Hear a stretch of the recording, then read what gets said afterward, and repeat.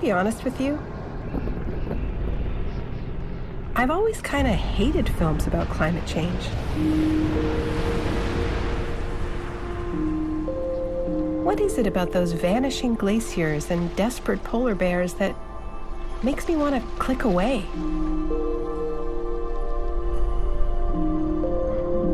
Is it really possible to be bored by the end of the world? It's not that I don't care what happens to polar bears.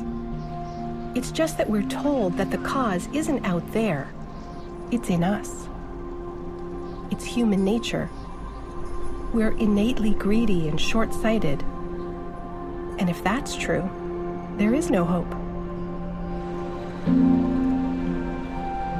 But when I finally stopped looking away, traveled into the heart of the crisis, met people on the front lines, I discovered so much of what I thought I knew was wrong. And I began to wonder, what if human nature isn't the problem? What if even greenhouse gases aren't the problem? What if the real problem is a story, one we've been telling ourselves for 400 years?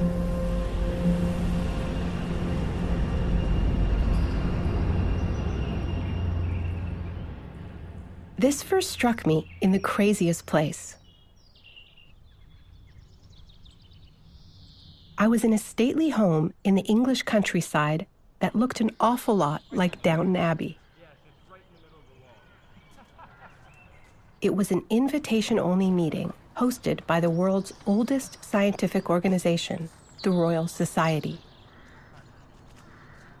Instead of ordering around the servants, the people here were trying to order around the sun. I mean the sun, in the sky. They were discussing a plan to spray chemicals into the stratosphere to turn down the temperature for planet Earth. What you need to do is put a small number of particles up in the upper part of the atmosphere. And those particles will deflect just a tiny bit of light. One garden hose to the sky could eliminate global warming for the entire northern hemisphere. In other words, let's solve the problem of pollution with more pollution. So people are terrified about talking about this because they're scared that it will prevent us cutting emissions. Right, and also that it's sulfuric acid.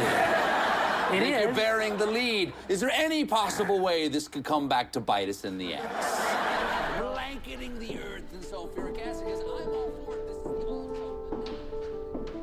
Here's the thing. This idea may be crazy, but it's also totally logical within the story that the Royal Society pioneered in the 17th century. Here's how it goes.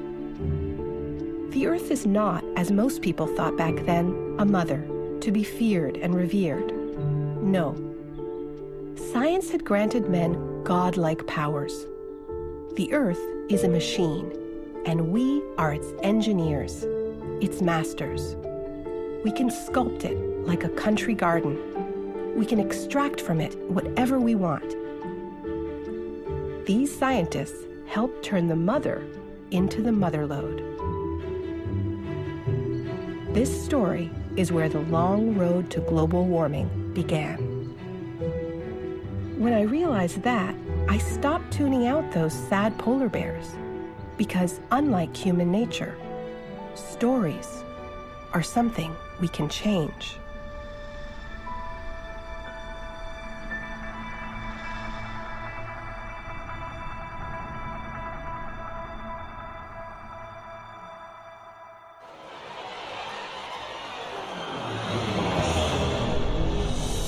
In the shadow of the Arctic Circle lies Alberta, Canada's massive forest. An expanse of virgin timberland the size of New York State, undisturbed for 10,000 years. Until now. It's oil, up to 3 times what the Saudis have in their backyard. No drill can tap it. It's a sticky, tar-like oil called bitumen. And getting the black gold out of this useless goop is imperative.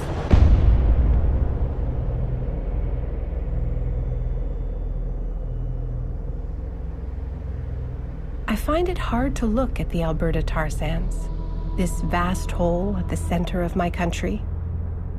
Which is strange, because it's pretty hard to miss. It's the largest industrial project on Earth.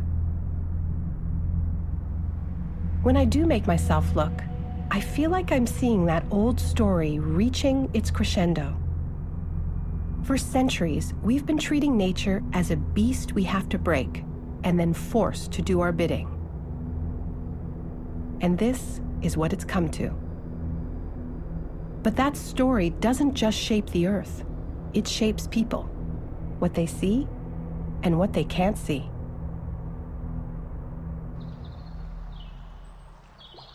The land up here, lots of muskeg, lots of bog, very, very few inhabitants.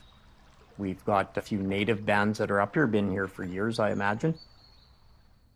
I wouldn't say it's a wasteland, but certainly if the oil sands wasn't here, nobody would even know where this land was on the big scale of things, because there would be nothing to come here for.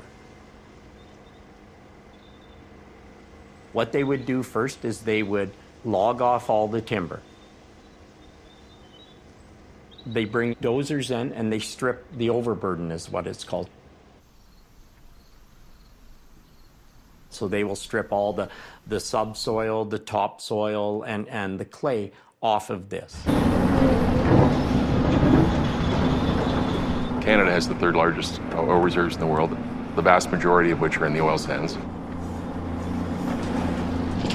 We're investing about $20 billion a year in development of this resource. That's expected to continue for the foreseeable future. In terms of the capital that's projected to be invested in the oil sands development, something in the range of $150 billion to $200 billion over the next decade or two. If you look at the fact that oil is going to be produced and used in any event, we believe we've got a value proposition that's very attractive.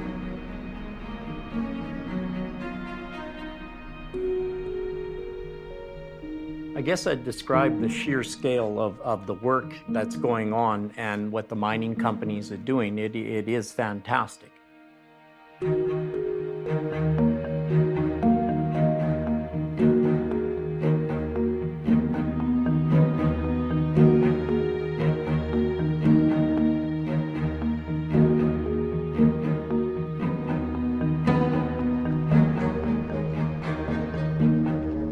I look at it this way. We're cleaning up one of the largest oil spills on Earth. We take the oil out, we put back fresh new sand.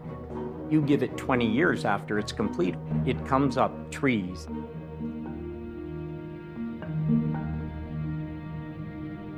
The fact is the tailing ponds are being cleaned up, and they're going to be able to, you'll be able to drink from them, you're going to be able to fish from them. The land will be brought back to its original state.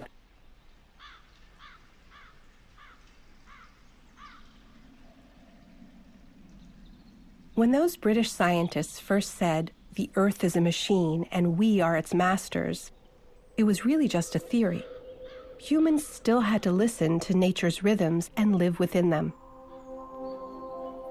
Ships could only sail when the wind blew. Factories could only run where there was rushing water to power them. But then something changed. Engineers figured out how to take fossil fuels from beneath the Earth and burn them on an industrial scale. It was the merger of an ideology with a breakthrough technology, and it changed the world. Suddenly, we were calling all the shots. Ships sailed in any weather. Factories could be built anywhere and run around the clock. The ultimate one-way relationship with nature itself.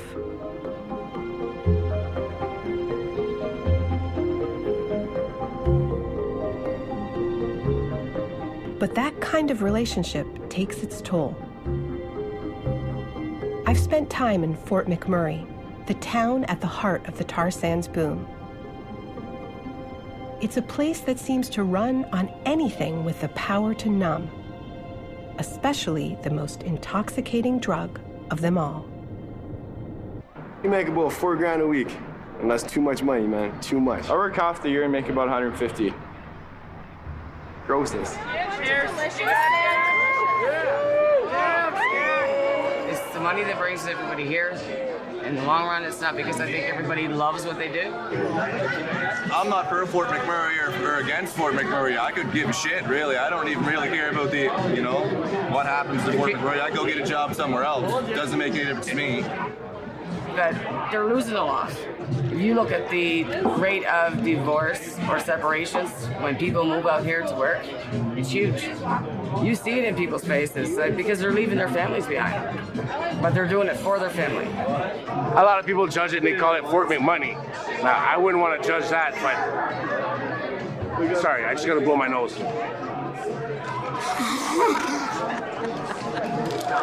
They're making astronomical amounts of money that they can actually have $500,000 in the bank 5 years later, and they can go home with that and start a normal life in their hometown where they're from. Yes, there's ups, there's downs, but hell, we're having a good time. We're having a good time. Like, I don't even know who this guy is. We don't even know him. Well, there's one story of a foreman who, on the exact day that he hit his 5 years, he'd left a note in his camp room, just, see you later, I'm done, I'm never coming back. I have $1 million in the bank, and I'll never see you guys again.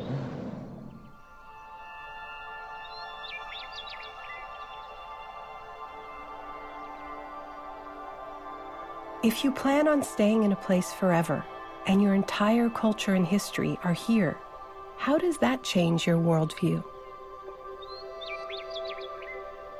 I found some answers just a few hours away.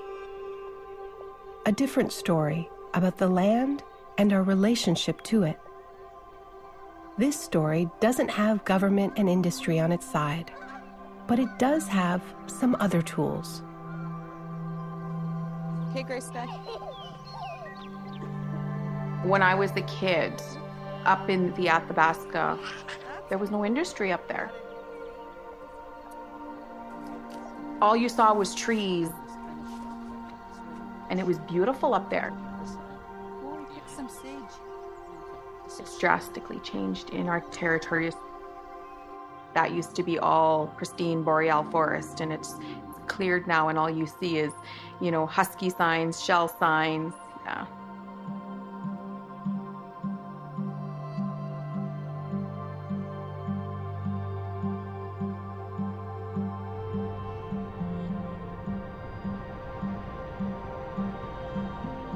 When these people came over, they wanted to own the land.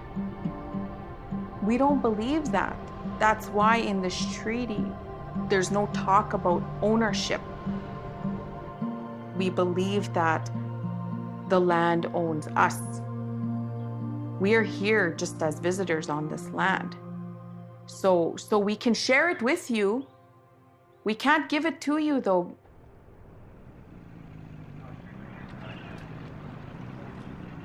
To Alberta now, where there's a growing concern over a toxic spill. Distilled petroleum is still seeping out of the ground after leaks at a site were discovered months ago. Now, the spill is located north of Bonnyville, Alberta, near the edge of a restricted military training site. Just in the past little while, like a month, there's just been like one spill after the other. When I heard about the spill, I was really hurt, and then I started getting information about, further information about the spill itself, and that it was a lot worse than what was being reported, and that it's actually a lake that's been affected. Hi. My name is Krista Lehman, and I'm a member of the Beaver Lake Cree Nation. I got a report that there was a spill out on the Primrose site. My understanding is that the water was affected. And it's not up to me, but if you go over to that building over there, they'll talk to you for sure. Hi, guys. Hi. You guys can't film in here. Okay. You can. Okay? So, you've heard about CNRL at a spill. Spill. I understand you want to go and access. We can do that, but there's a process. Okay. I can't give you access. This is the Beaver Lake Cree Nation traditional hunting territory, and it's my constitutional right I respect it. I can't give you access. to be able to go onto my traditional I'm trying territory. to tell you how we're going to get this done. What we want to do is we want to try and facilitate this for you. Okay. But you need to get a hold of Mr. Dick Brinkley, number one. Okay. He's the Range Activities Officer and the First Nations Liaison Officer for the Canadian Forces at Four Wing Coal Lake. Okay, so both of these people are at Just Four one. Wing. Just one person. Dick I'm Brinkley. sorry. Okay. Did I miss something? I'm sorry. Did I confuse you? No, you didn't confuse Oh, I'm sorry. me. I'm throwing out a lot of names and stuff. I know that you know that I have the right to access our territory. Wish I had better news for you, but that's the process. No, eventually that we'll get in there, so, Oh, you will. know. Did I confuse you? That's how he was talking to me. Like I was just some dumb Indian. She did it right back. And they don't even know what it is. It's not a pipeline leak. And there's black spots all over the ground, just oozing out of the ground. Our ancestors from Beaver Lake here are buried in the southwest part of that lake. And the spill happened in the southern part of that lake. So. The environment, it's suffering. My uncle Al Lehman, he was chief for about 35 years. He started to notice decline in the woodland caribou, which is one of the animals that we subsist on. And it was directly linked to industry.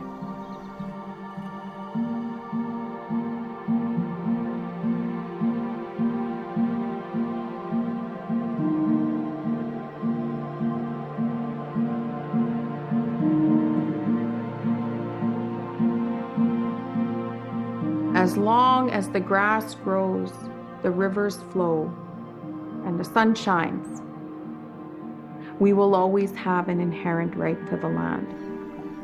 We will always be able to hunt, fish, and forage, the same as we did yesterday, the day before that, and the day before that, and we'll be able to do that tomorrow, the day after that, and the day after that.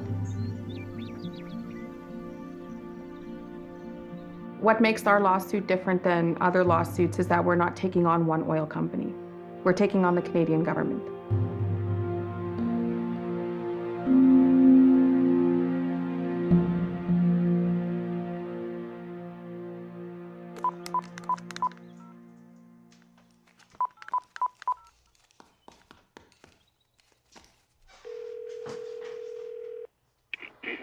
Wing up, Dick Brinkley. Hi, Dick. This is Crystal Lehman calling. Hello? Who's this again? My name is Crystal Lehman, and I'm a member of the Beaver Lake Cree Nation. I'm also sitting here with one of the leaders of the Beaver Lake Cree Nation. We would greatly appreciate the opportunity to just go out and be able to put our minds at ease over what is happening out there currently. Well, ma'am, you do not have an access agreement. And in fact, your band is in litigation right now regarding access as well as compensation. So in reality, there's nothing I can do for you from that point of view. How do we go about getting an access agreement? That's what the litigation is supposed to settle, ma'am. I would direct you to speak to Alberta Environment. AER. I know who AER is. Right. Okay, very good. Okay. Thank you. Thank you. So that's our answer. If we lose this litigation, we will never have access. What can one person do? I see pictures on video or on TV, where all this land is just no trees, no plants, nothing. It's just like barren waste. My great-grandchildren have to look at that. That's why what you're doing is so, so important, and why you have to keep going. You can't quit. I can't even tell you how I felt yesterday driving away from there, being denied by a munyao. You can't come in here. You have to ask this one up there for permission to go inside there.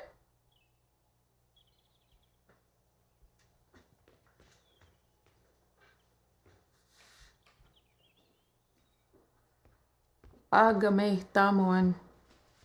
Ista. You have to keep going. Akamemo. Akamemo. No matter what.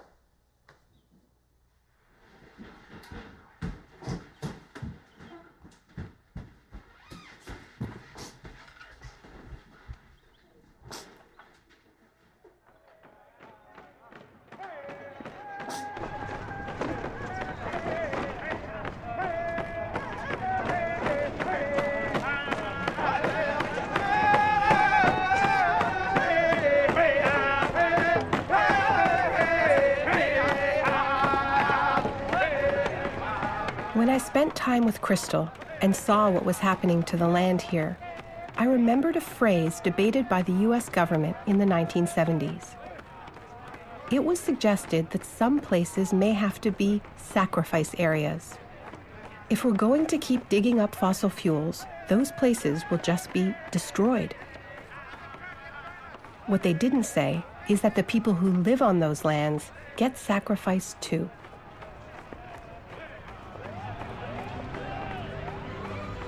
But a strange thing happened as the fossil fuel economy spread over the world.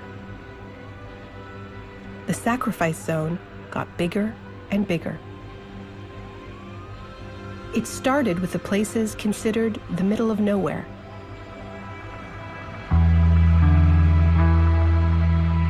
And then one day, I watched it come to the place that sees itself as the center of everywhere. This was the moment when Sandy struck, 90-mile-an-hour winds slicing through New York's streets. 750,000 people had been forced to evacuate.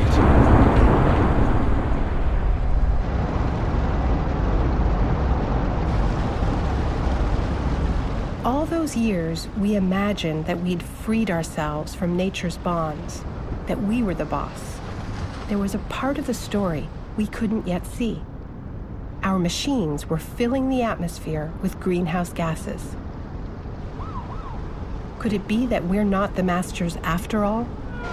That we are just guests here, and that we can get evicted for bad behavior?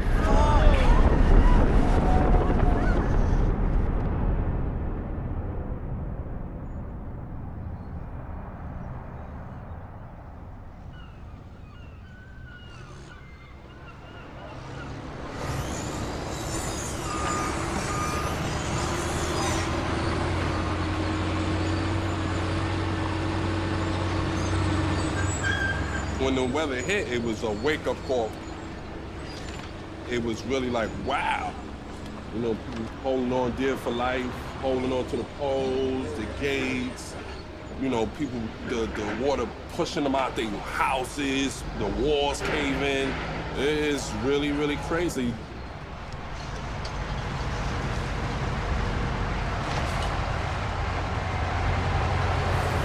I put everything in the first floor.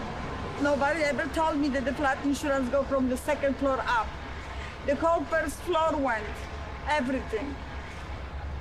I don't have even one penny in my pocket.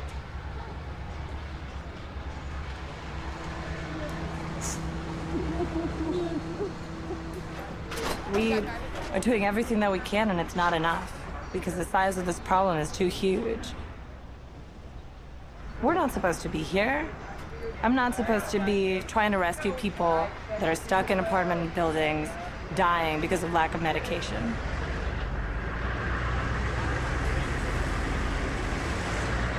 Areas that are the hardest hit are the most marginalized, are the poorest communities, some of the poorest communities in New York City, right? There's like hundreds and hundreds of people that are trapped up in these buildings. And there's no attention for them. There's no clinics, there's no care. We have a disaster where we're supposed to have agencies tasked with addressing these needs. Just like Katrina, it's not woefully inadequate, it's a travesty. FEMA, useless. Red Cross, useless. And they said there's no apartment numbers, so how am I supposed to know where these people are? Well, listen, the only thing we can do is, look at this. There's an address with no name. I know, but he has an open wound, so let's get to him. How about we talk to the surveyor? So call the surveyor. You shouldn't be doing this. You're a doctor. Get someone who can call these people. Call Aaron. That's what I need. I need someone who can call Aaron. Once we get a contact, I will go there or we'll get them in. It's okay for her to take it. In the wreckage of Sandy, I realized something. We're slowly seeing that the story we've been telling ourselves about our dominion over nature, it isn't quite right. Nature can hit back. But this realization is coming at the worst possible time. A crisis like this cries out for collective action, for people coming together to change course, for governments to have our backs. But for the last 3 decades, that idea has really taken a beating. There seems to be an increasing awareness of something we Americans have known for some time, that the 10 most dangerous words in the English language are, "Hi, I'm from the government and I'm here to help."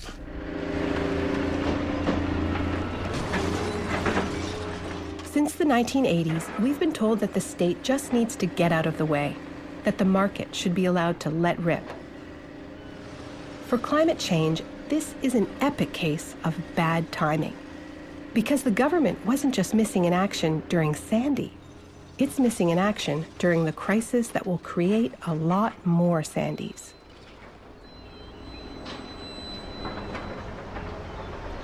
Why is it the governments, when they know what's happening, why don't they do something about it? You have to ask, well, they're not doing something about it because there's some countervailing forces there. And those governments are acting in those interests. So who are these countervailing forces? Who's lobbying them to have weak targets? Who's lobbying them to make sure that there is no global agreements? And more importantly, if the government isn't going to stand up to them, who will?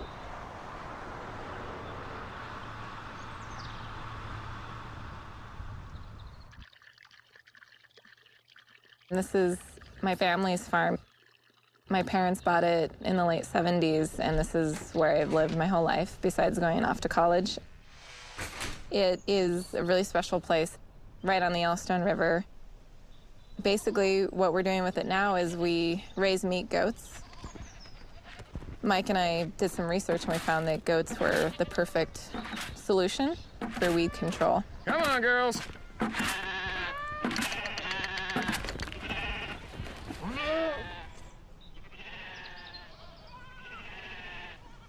I feel like Montana is one of those places that doesn't get much attention paid to it, and yet it's the epicenter of a lot of our energy development. There are those people that come to places like this and say, well, it doesn't look like many people live here, so that means we can do whatever we want here. I feel like they've just put a bullseye on us. I feel like they want to get every single last ounce of it out of the ground, and they're desperate. When Mike and Alexis showed me around their part of the world, I just couldn't believe how many fronts they were fighting on. They were trying to stop a pipeline from the tar sands and a vast new project to unlock billions of barrels of shale oil.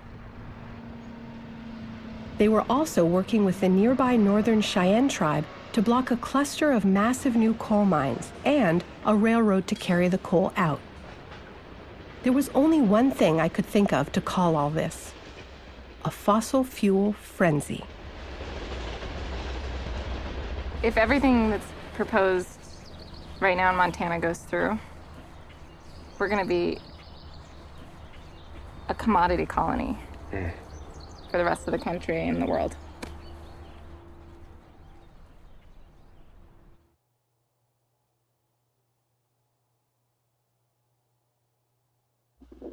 Hey, Naomi, it's Alexis. You're not gonna fucking believe this.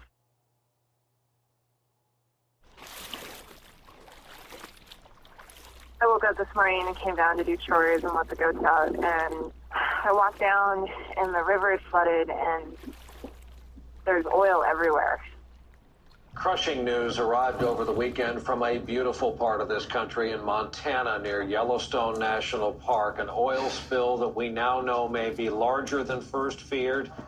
One theory is the flood eroded the soil covering the pipeline, allowing debris to strike it, causing the pipeline to rupture. So they're saying right now that 750 to 1,000 barrels of oil were leaked? I never, ever thought that this was a possibility. Got the Gulf getting us now, and eventually it will get everybody.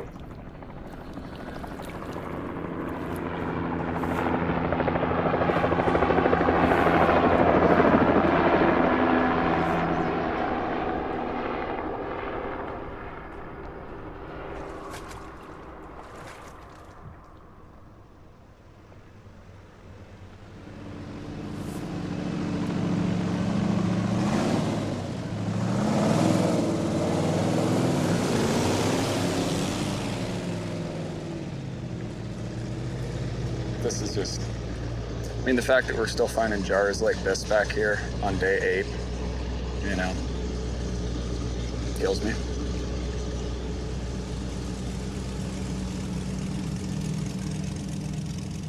We were gonna live here for the rest of our lives. Try to make the farm something that we could do full time. And we were careful to protect the land.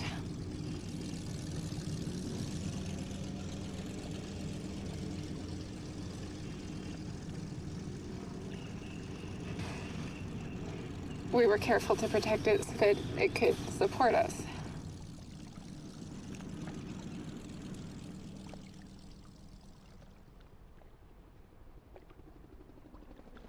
Everything just changed.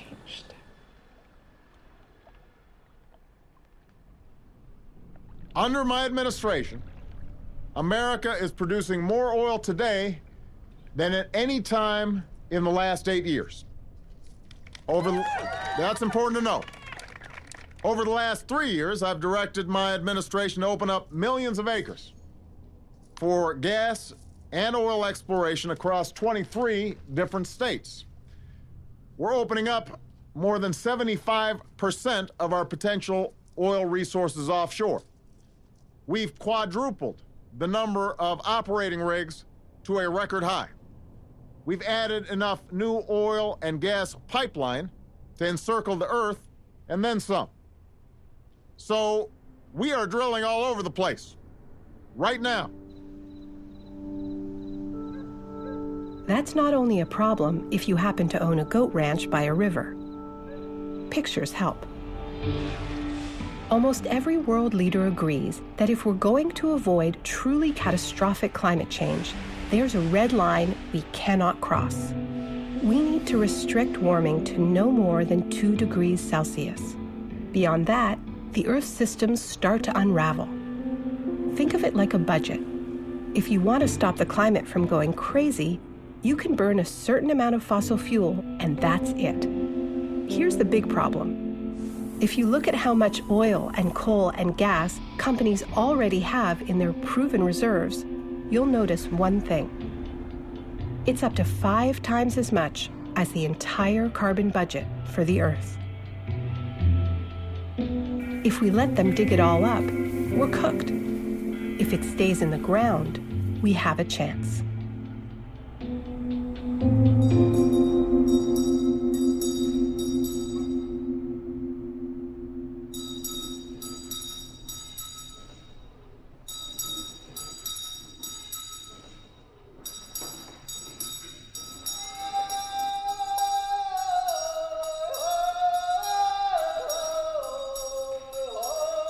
Some people, when they touch the ground, all they feel is dirt. But those of you and those of us who know, when you put your hand on that earth, you should feel something pushing back. They tell us these destructive plans are part of the march of progress, The next wave is the coordinated plan to transform our ancestral lands into a hub for the global exploitation of coal. I just wanted to say that Yakama Nation supports your efforts, and we will stand behind you and beside you and support you in any way that we can. Thank you.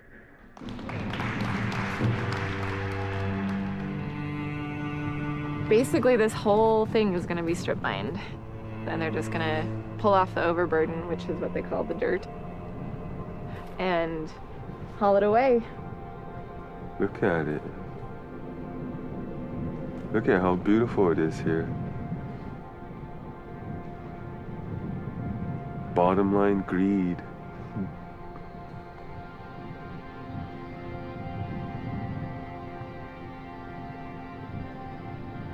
It's a movement that isn't just, well, it's Native American. It's not.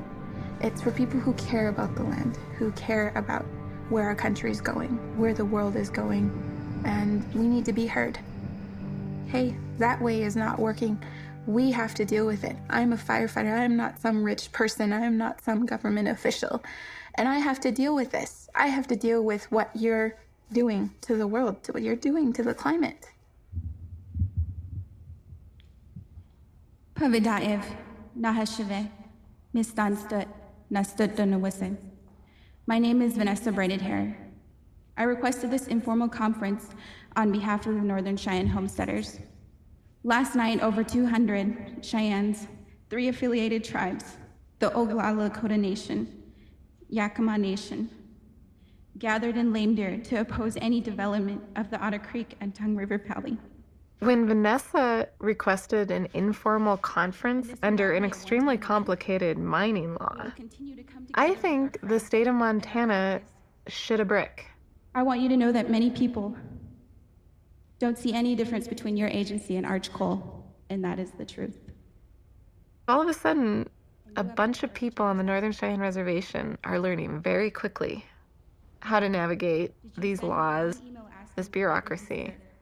And it scares the shit out of them, because the minute people understand how to do that, they lose. You don't want Cheyennes to take over public meetings? Then listen to us. If you don't want anger, then hear us. Thank you very much, Ms. Braided Hair. We're only all just here momentarily. We're going to make our journey someday, but we would like to leave some tracks for other people to follow. Come on in, welcome. Hey, Henry. Vanessa, nice to meet you. Come on in. My hope, my dream, my vision is seeing First Nation communities becoming energy independent before mainstream America. Today's going to be awesome. Spirit of the sun is out there giving warmth, bringing everything back to life. And we're just part of that. We're part of bringing our nation back to life. So those are kind of your ground mount. Solar power was always part of, natives' way of life. Everything followed the the life-giving force of the sun. It ties in with our culture, our ceremonies, our language, our songs, so we understand it.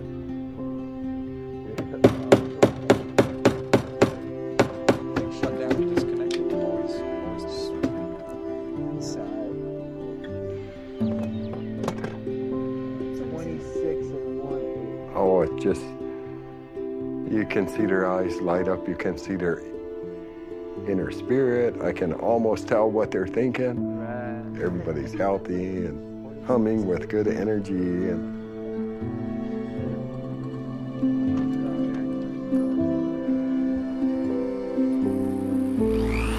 for a relatively brief period in human history, fossil fuels led us believe that we could break free from nature and enslave it. As I watched the Cheyenne at work, I wondered, what if renewable energy is more than just a technology? What if it's the rebirth of that other story, one that all humans used to know? Renewables tell us that we can't escape or control nature. We have to work with it. We have to pay attention to where the wind blows and when the sun shines. Okay, thanks. Ready? 1, 2, 3. Oh, nice. You know, I'm just lost for words. You guys could probably tell that, but you all done really good this week. So impressed. I'm so happy for you guys. And the boys will offer you an honoring song.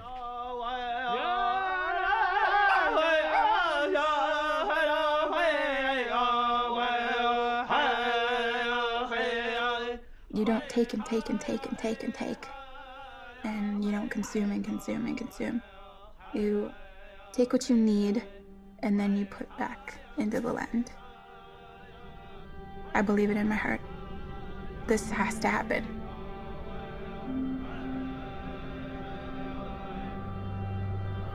What, in the end, will save this place is not the hatred of the coal companies or anger, but love will save this place.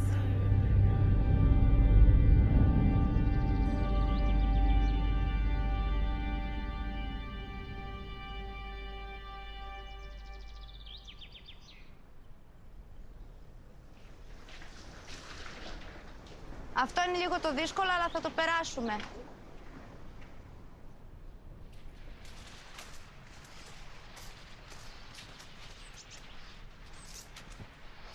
Τα πουλιά μας υποδέχονται. Τώρα έχουν ανθίσει όλα και έχει χαθεί λίγο το μονοπάτι. Κορίτσια, φτάνουμε. Πες το ότι γλιστράει λίγο.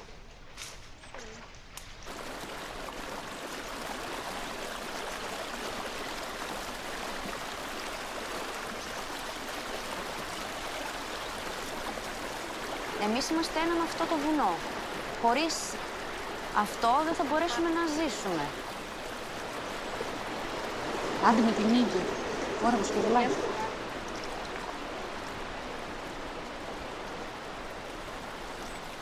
Παιδιά, πώς θα το χάσουμε αυτό το μέρος? Δεν θα το χάσουμε.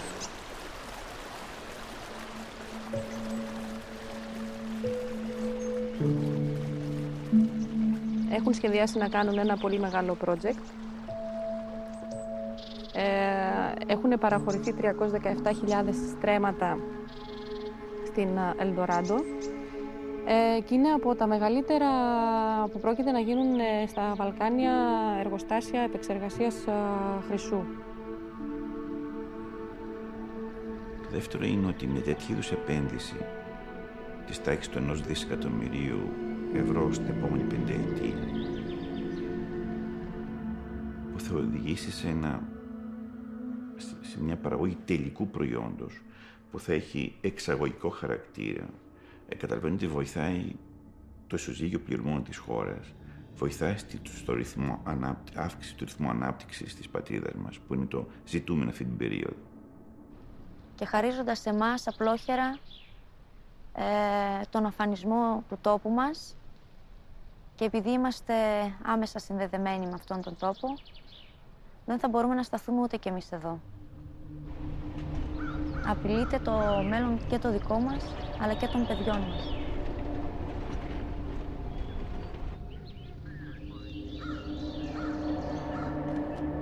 For me, it's basically an ethical problem we have. Take as much as possible and don't care about the consequences and go away and leave the desert behind. You can see all the dimensions of the problem here. How the environment is treated, how the citizens are treated.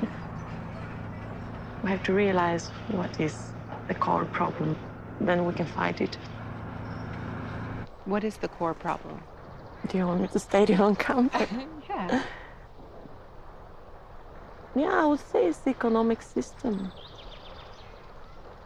And capitalism, I guess. You're not sure if you should say that on camera? No, but I don't know if it helps the struggle, you know.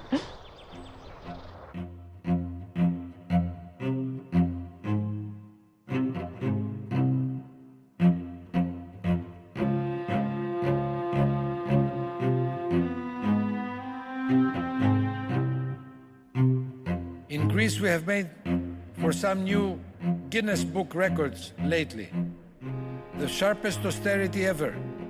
More than 25% of our GDP in deficit cutting measures in 3 years. And hundreds of structural changes decided and implemented only the last 2 years.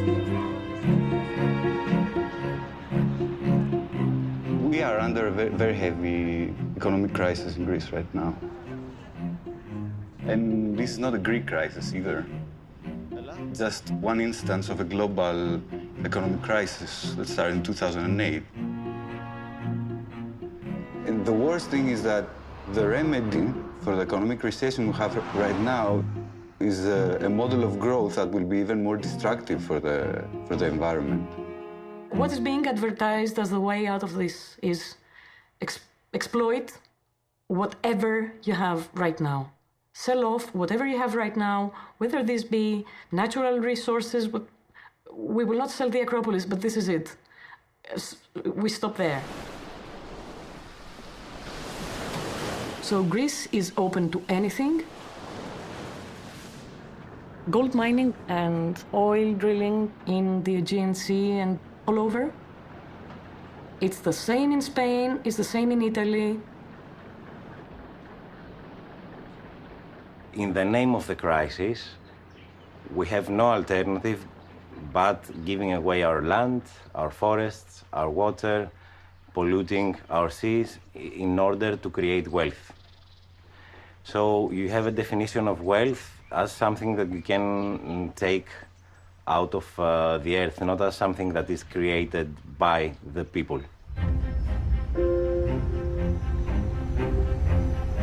As I watched this struggle over a gold mine in Greece, I saw that familiar pattern. Nature as machine, man at the levers.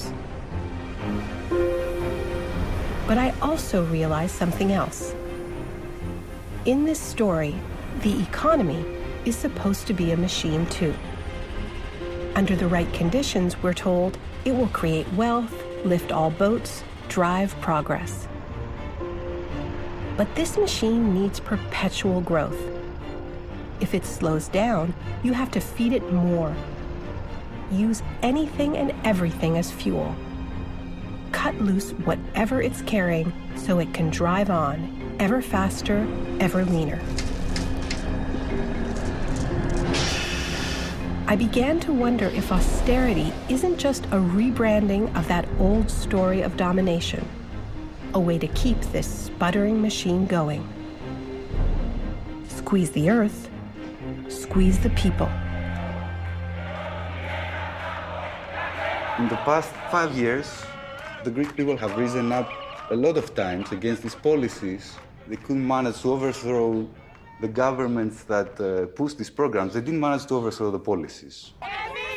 So people feel that they're living defeat after defeat. Even one victory could make a huge impact on the psychology of people. And that's why the other side doesn't want to allow even a single victory, because this could be the turning point.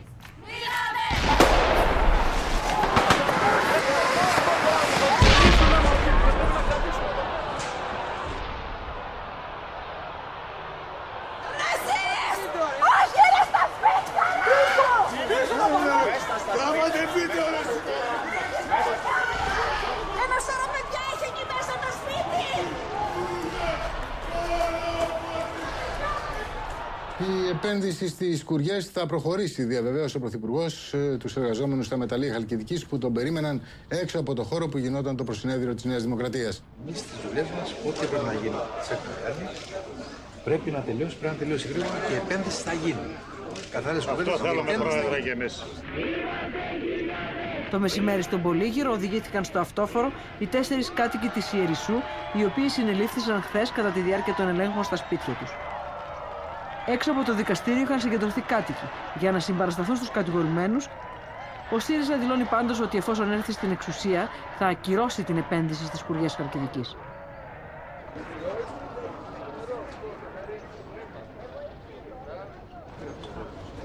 And what's going on inside? What's happening inside with your friend? Θέλω να τον κάνω ανάκριση. Οποία είναι 20. άτομα. Έχουν δύο μέσα άδικα. Η αστυνομία δεν χτυπά την πόρτα του καθενός, έτσι τυχαία. Ούτε στο δικό σου το σπίτι θα έρθει να χτυπήσει σήμερα, αύριο, ούτε στο δικό μου, ούτε σε κανένα άλλο. Θα πάει να χτυπήσει το σπίτι κάποιου που έχει κάνει κάτι γι' αυτό. Εδώ δεν είναι Καναδάς, δεν είναι Ελντοράντο. Εδώ είναι ο τόπος μας και κάνουμε κουμάντο. Οι γυναίκες σε όλη την Ευρώπη, μες στις τσάντες τους, έχουν καλλιτικά. Να βάλουν το κραγιόν τους. Εμείς στην Ιερισσό, από την καταστολή που έχουμε δεχτεί από την αστυνομία, γυρνάμε με μαλόξ. Πασαλίβουμε τα μούτρα μας και πίνουμε για να μην πεθάνουμε από τα χημικά που μας ρίχνουν. Δεν θα πεθάνουν τα εγγόνια μου και τα παιδιά μου από καρκίνο. Δεν θα το ανεχτώ αυτό το πράγμα. Σας παρακαλούμε, πέστε τους Καναδούς να τα μάσουν και να φύγουν. Τη ζωή μου τη δίνω και θα τη δώσω αύριο το πρωί να τελειώσει αυτό το πράγμα. Δεν αντέχουμε άλλο. Σας ευχαριστώ.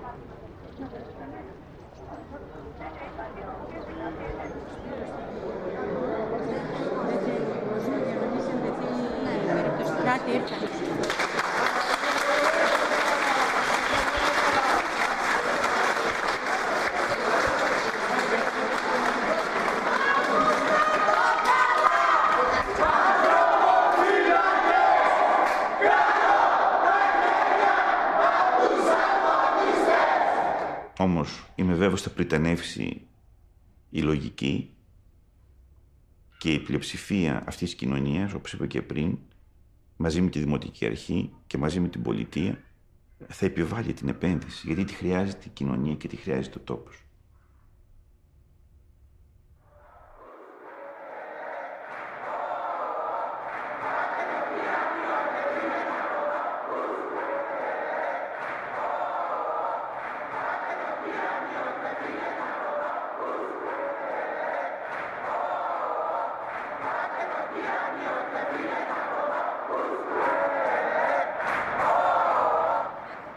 Ultimately, this movement is not fighting to just stop this specific mine.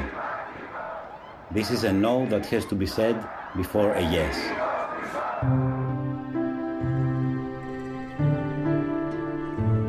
And this yes is something much bigger.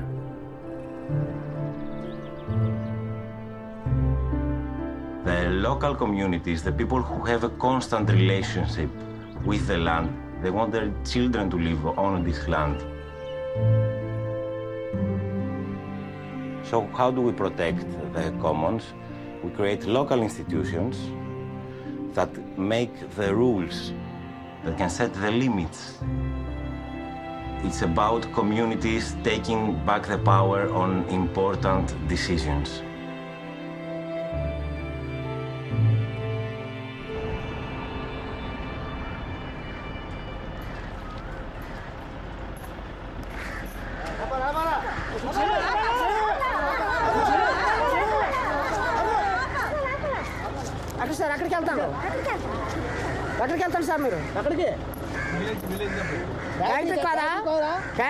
ప్రాణాలు పోలీసులు వదలస్తారు మేము ఇప్పుడు కనీసం ఇక్కడ 215 రోజులు అవుతుంది ఇక్కడ మేము ఉన్నాము మా ప్రాణాలు పోయిన ఫ్యాక్టరీ వాళ్ళు మేము అడ్డుకుంటాం ఫ్యాక్టరీకి అవి వదలం మేము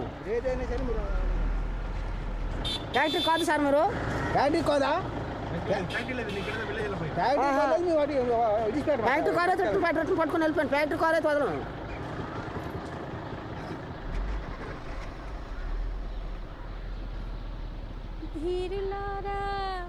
ధీరులార శూరులార సోంపేట వీరులార చాటర మన ఉద్యమ తొలి విజయం బీల తల్లి రక్షణకై పోరాడు యోధులార సాధిద్దాములే మలి విజయం ఘన విజయం మనదే విజయం ధీరులార ధీరులార శూరులార సోంపేట వీరు The struggle in Sompeta is the struggle for tomorrow.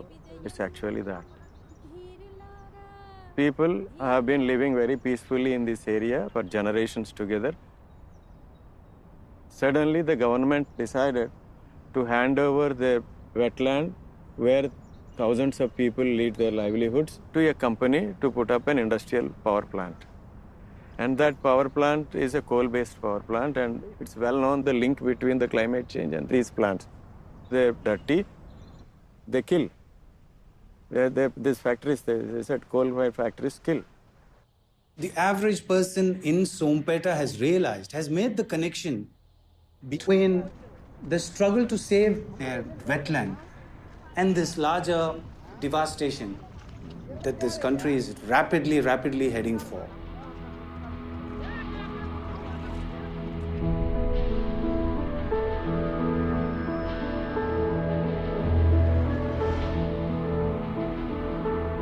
This mindless pursuit of double-digit growth.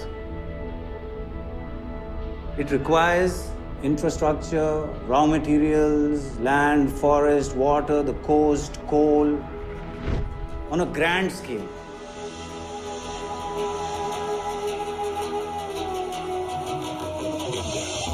A nation in overdrive.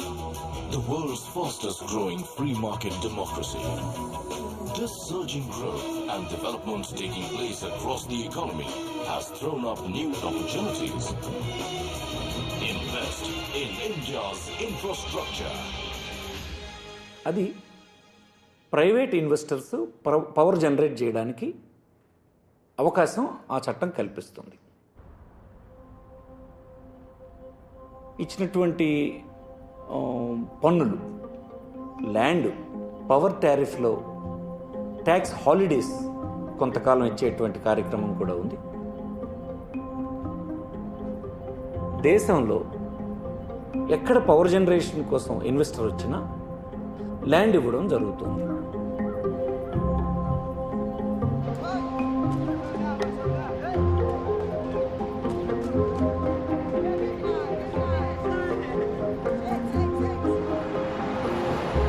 Growth. It's the closest thing we have to a global deity. When this story was first written centuries ago, frontiers were opening up all around. Nature seemed infinite. Now we know better, and yet our global economy is still based on growth without limits. When I visit some of the poorest parts of the world, it's obvious that people have a right to far more than they have now. But the only plan on the table seems to be the Western model of growth, a throwaway culture that sucks up and sacrifices more and more of the natural world. Is this really the fastest way to end poverty? And if it is, why are so many people on the front lines so skeptical?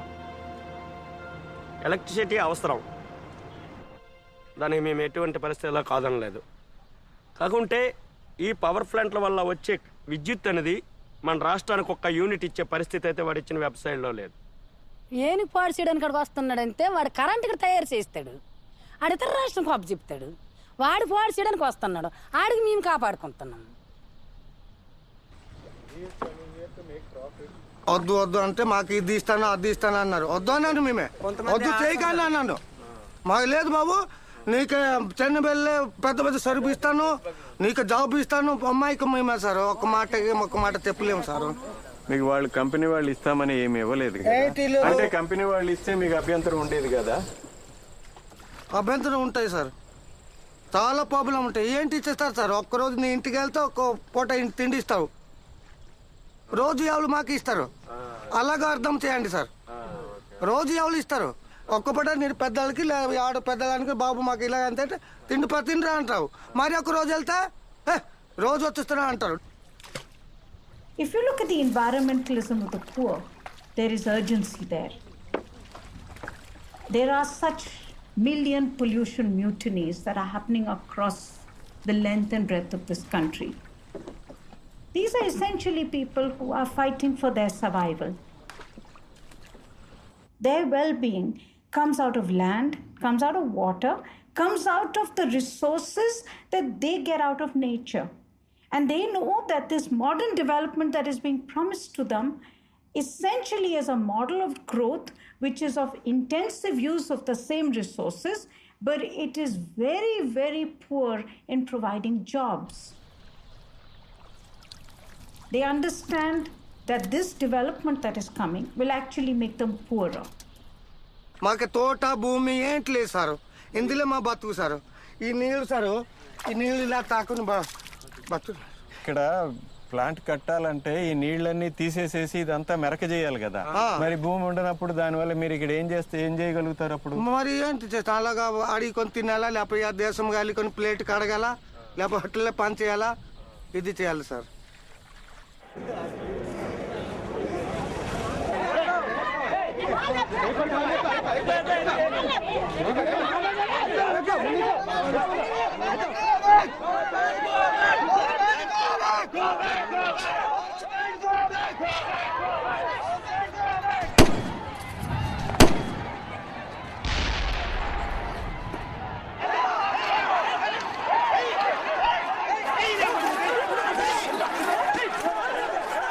అంత దౌర్జన్యాన్ని మేము ఊహించలేదు.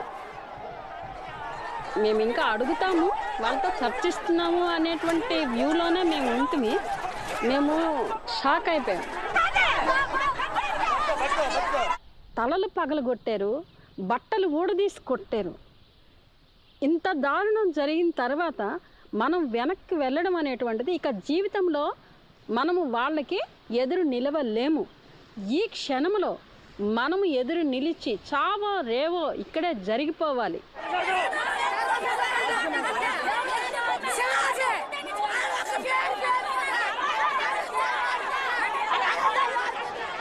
ఈ క్షణంలో మనం వెళ్ళిపోతే ఆ power plant వాళ్ళు దాన్ని ఆక్యుపై చేసుకుంటారు.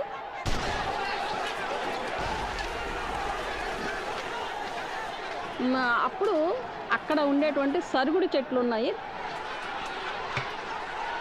దాని కొమ్మలు తీసుకొని మేము పోలీసుల్ని తరమడం జరిగింది. అప్పుడు పోలీసులు కారులో వెళ్తూ ఒక ఇద్దరు వ్యక్తిని కాల్చి చంపేసి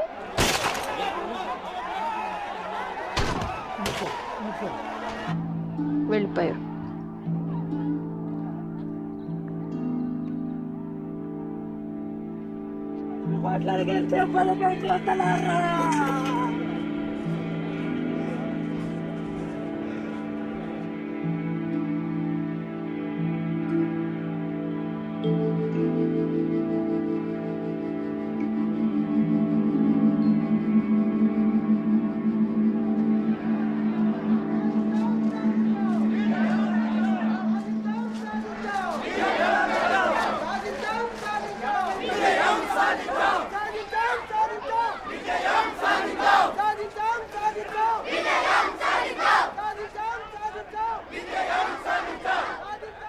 It is that battle in Sompeta, which to my mind is the battle which challenges every environmental movement of the world. It is not a local movement.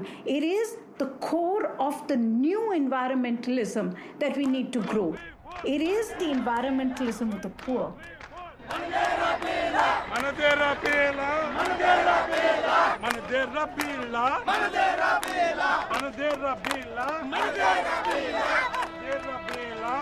The current growth model will create wealth for some and poverty for the others. It will create unemployment. It will create climate change. So you need a different growth system.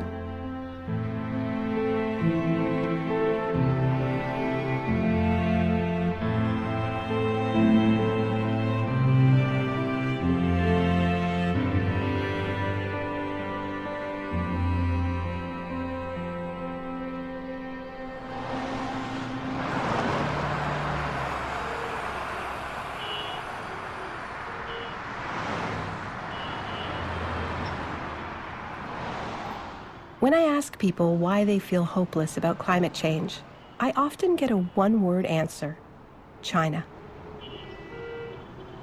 But here's the thing. When I first went to China, I saw that the fastest growing economy in the world is literally choking on that growth.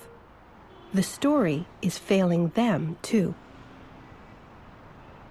There's always this image of China as first this emerging economic power, and they're the biggest emitter today of carbon dioxide, and they're consuming more and more, resources and eating more meat. So it's this sort of image of China as this gorging machine, It's so easy for officials or experts to say, China need to grow, China need to grow, China need to be stronger. Previously, the environment issues are just peanuts. We can deal with it when we become rich enough. And then we had this historical moment of smog disaster.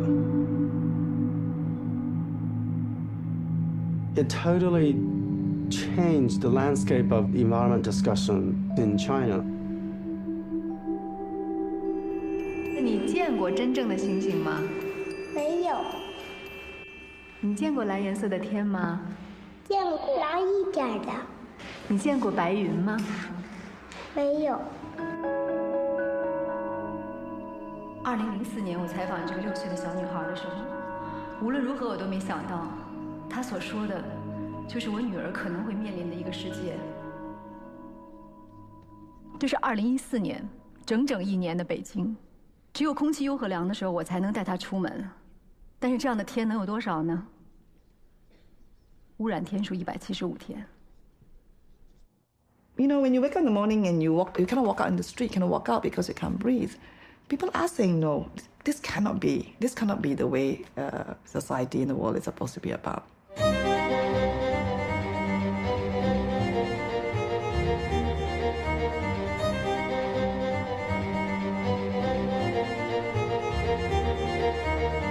Air pollution has really become a very big topic in China, and the rising middle class people in China, you know, after their living standards in many ways have improved a lot, now start to ask, when can we buy clean air? 他总有一天会问我，妈妈，为什么你要把我关起来？这1年当中，我做的所有的事情，就是为了回答将来他会问我的问题：雾霾是什么？它从哪儿来？我们怎么办？ Thousands surrounded the party headquarters in Ningbo, protesting against government plans to build a new multi-billion chemical plant.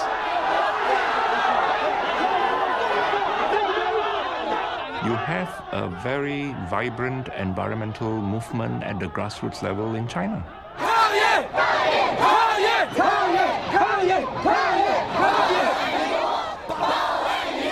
There are so many demonstrations in relation to environmental pollution right at the local level.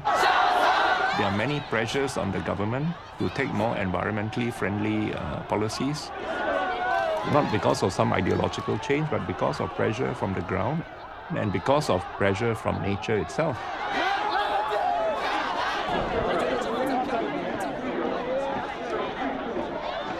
China's emission is growing a lot, that's a fact. But the misconception is like China is not doing anything to address climate change. It's just using its status as a developing country to have a free ride, which is absolutely not true. Because when you're looking at China's climate actions, it's even dwarfs that of the United States. 5、4、3、2、1，起跑！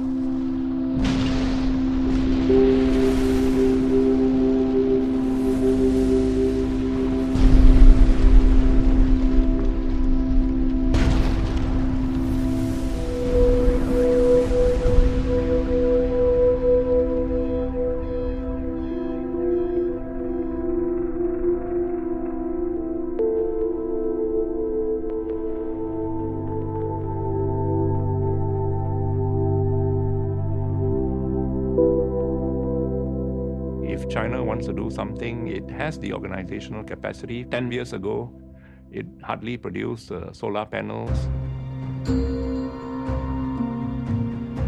Today, it is the biggest solar panel producer in the world.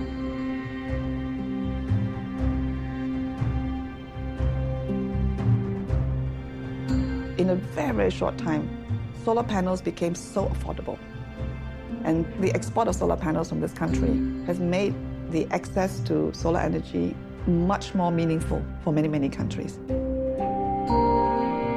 90% of buildings in Solar Valley installed with solar. 95% hot water is from solar. In China, 20 years ago, when my colleagues and I traveled cities to cities to promote solar,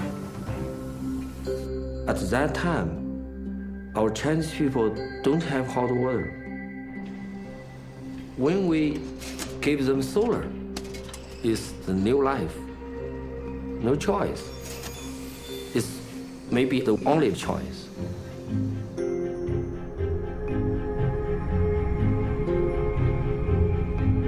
So, is China a model when it comes to climate change? Clearly not. More like a battlefield. On one side, solar panels. On the other side, smog. We're told that the growth machine is self-correcting. There's a brutal phase when the earth and people are poisoned, but then it naturally gives way to clean skies and a better life for all. But it turns out we didn't move beyond pollution. We just moved the pollution. This smog, much of it is from factories making goods for my home and yours. And now there's so much pollution, it isn't just a threat to China. It's a threat to life on Earth. So maybe it's not East versus West. Maybe it's all of us against the logic of domination and growth at any cost. Capitalism versus the climate.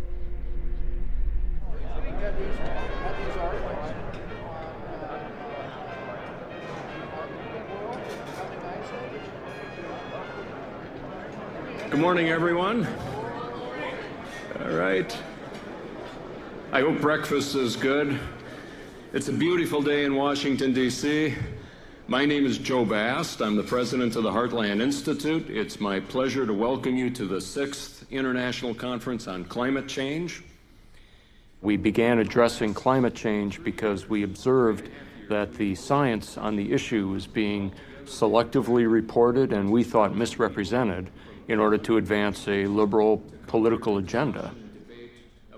Gallup poll, 111 countries, April of this year. The majority of the human race does not see global warming as a serious threat. Celebrate! Celebrate. Climate legislation is dead for the foreseeable future in the United States. So what happened? How did it die? Scientific crap.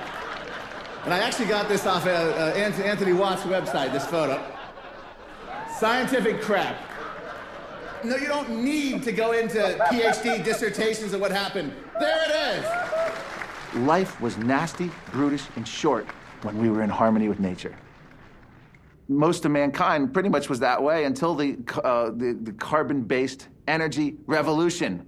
Long live coal. God bless coal. It's one of the most moral energy choices the world has ever seen. The Heartland Institute is the leading group in the world casting doubt on the overwhelming scientific evidence for climate change. They've been addressed by heads of state and U.S. senators and have been bankrolled by some of the richest people on Earth. Heartland was founded as just another free market think tank. And then they found their niche. Sustainability is a Marxist concept. It has nothing to do with living the simple life and not wasting stuff. It's everything to do with redistribution of wealth, of a power grab, of unelected bureaucrats deciding your life. And my question is this: to what extent is this entire movement simply a green Trojan horse whose belly is full with red Marxist socio-economic doctrine? If you want more trees, use more wood. Because using more wood sends a signal to the marketplace that trees have value. If you want more elephants, market their ivory. So here's the truly weird thing about Heartland. I actually think they're right.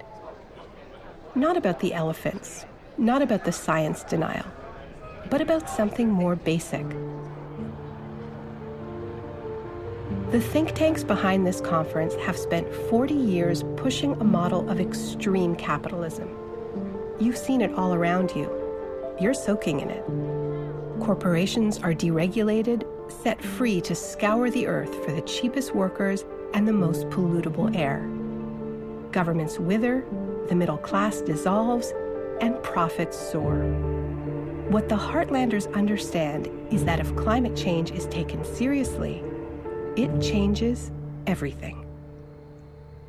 If human activity is causing climate change, then almost anything could be justified in terms of a government response. At least one country seems to agree. Only it isn't a tiny Marxist holdout, and they're not living in mud huts. It's the largest economy in Europe. In Germany, the government intervened big time. They spent billions to get people to build huge numbers of wind farms and solar arrays all across the country. The result is one of the most rapid energy transitions anywhere in the world. Today, 30% of the entire country's electricity comes from renewables. Emissions are coming down and employment is going up. 400,000 jobs have been created.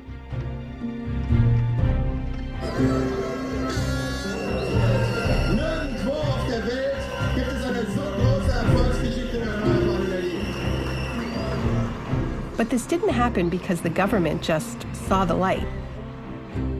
In fact, the German government still pushes austerity and polluting policies both at home and elsewhere. This shift had a very different cause: the people. They didn't wait for a leader. They did it on their own. First, they fought against nuclear energy. When they turned the tide, they fought for alternatives. And in the process, they sparked a true power shift. Hundreds of cities and towns have taken the electricity grid back from private corporations and now run it themselves, often through democratic cooperatives. Looking at this, I kept asking myself, what does this mean for the rest of the world? How can we all bring this energy revolution home?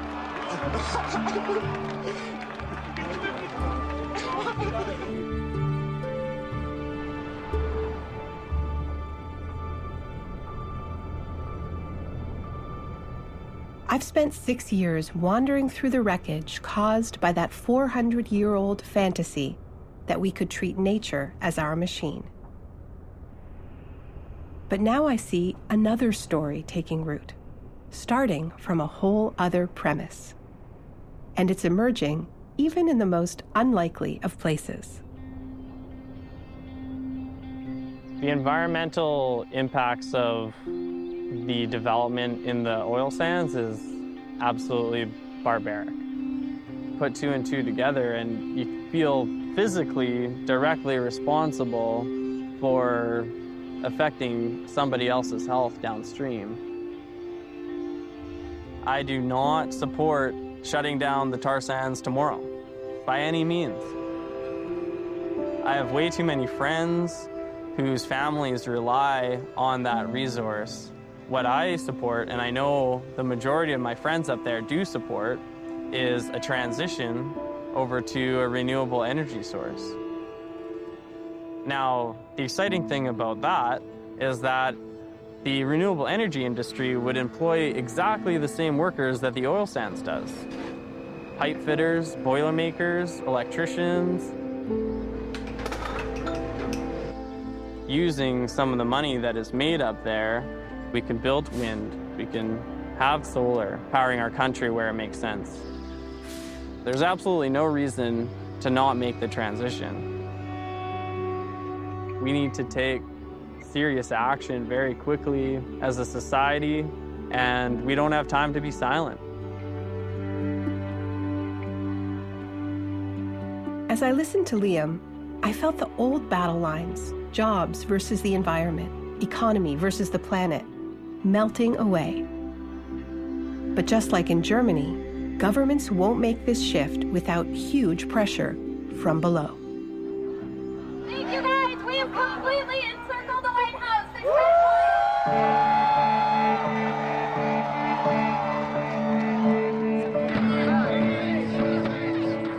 All around the world, people aren't just writing to their politicians, politely asking them to do the right thing. They're taking direct action, demanding it. On the front lines, they call it blockadia.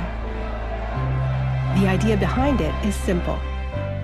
We're in a hole, and before anything new can grow, we have to stop digging. As the drilling rigs and pipelines crisscross the earth, so does blockadia, connecting communities along the way. The metal pathways of dirty energy confronted by this new web of resistance. So, it's the first night being here in this pipe.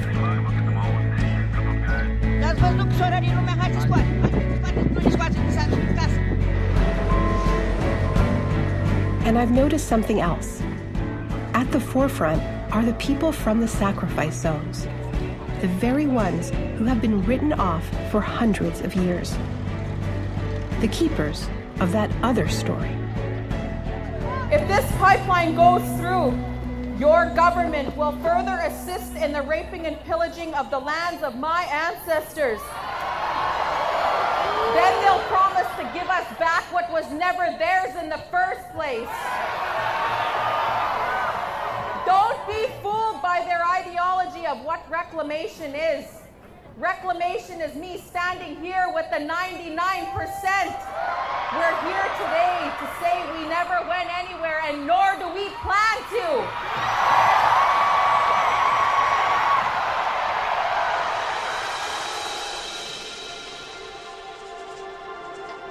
When you see communities who are thrown into the front line because an environmental or political or economic issue is imposed on them, you see the incredible transformation that happens. They become stronger, they stand up. And you're like, isn't this incredible? Isn't this the society we want?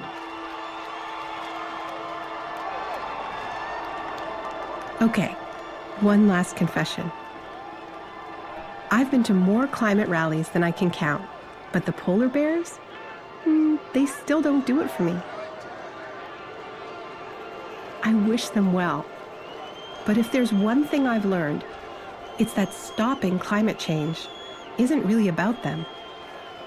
It's about us.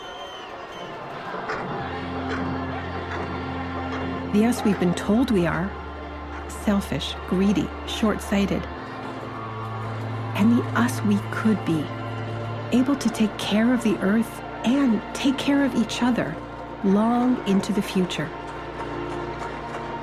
People are starting to realize that this is no longer an Indian problem. And that's the good thing. Because they're starting to realize that if you drink water and you breathe air, this is about you.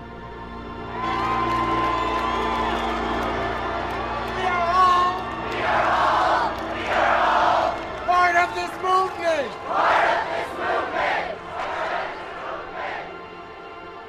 There is a challenge of climate change which we cannot solve by tinkering and band-aid solutions. There are limits. Let's celebrate the limits. Let's enjoy the limits because we can reinvent a different future.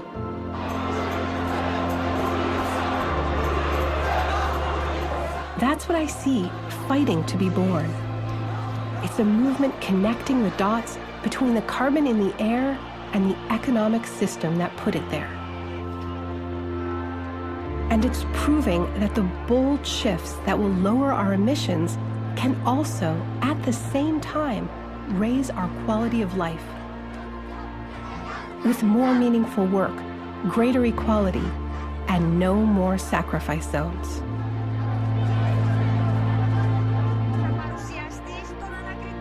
It's telling us to stop pretending we can control nature and start acting like we are nature.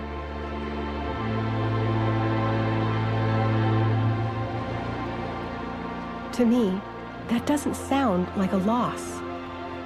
It sounds like a homecoming. So here's the big question. What if global warming isn't only a crisis? What if it's the best chance we're ever going to get to build a better world?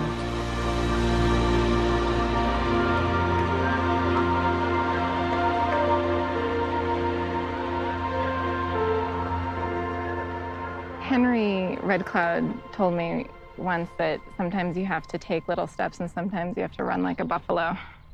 And I think the Earth is telling us we have to run like a buffalo right now.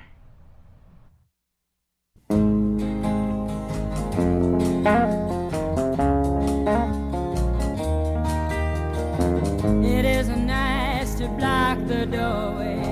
It isn't nice to go to jail. There are nicer ways to do it, but the nice way always fails. It isn't nice, it isn't nice.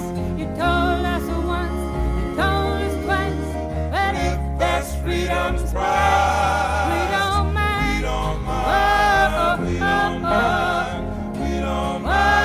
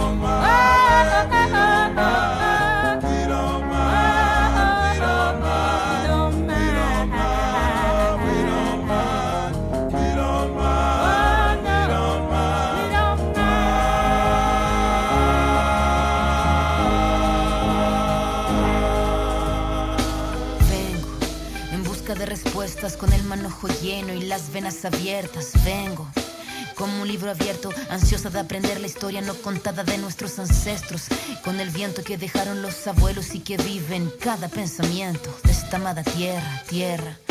Quien sabe cuidarlo es quien de verdad la quiera. Vengo para mirar de nuevo, para ver lo cierto y despertar el ojo ciego, sin miedo, tú y yo.